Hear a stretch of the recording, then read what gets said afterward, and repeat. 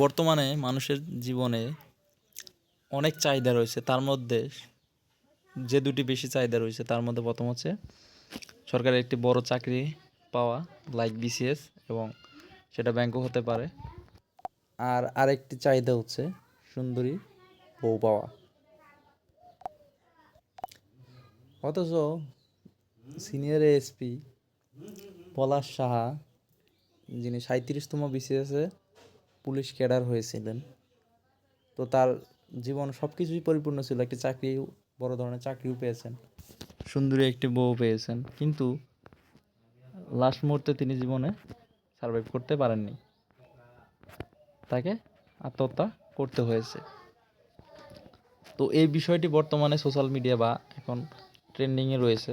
তো এই বিষয় থেকে আমাদের শিক্ষা নিতে হবে।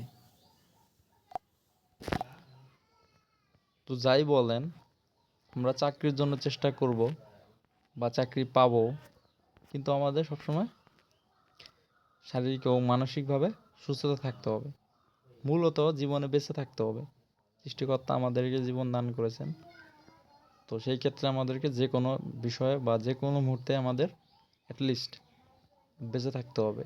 আমরা কি পেলাম না পেলাম এটা ফ্যাক্ট না। আর আমরা যারা চাকরির প্রত্যাশী রয়েছি তারা অল্পতেই হতাশ হয়ে যায়, সেটা করা যাবে না। আমাদের ধৈর্য ধারণ করতে হবে এবং জীবনে যে কোনো মুহূর্তে আমাদের সারভাইভ বা বেঁচে থাকার চেষ্টা করতে হবে। এটাই হচ্ছে মুখ্য বিষয়।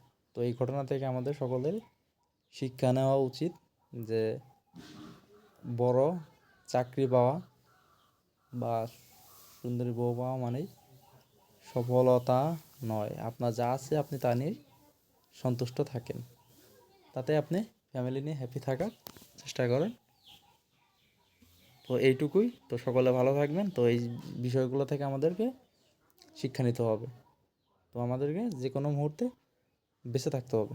তো সকলে ভালো থাকেন। আল্লাহ হাফিজ।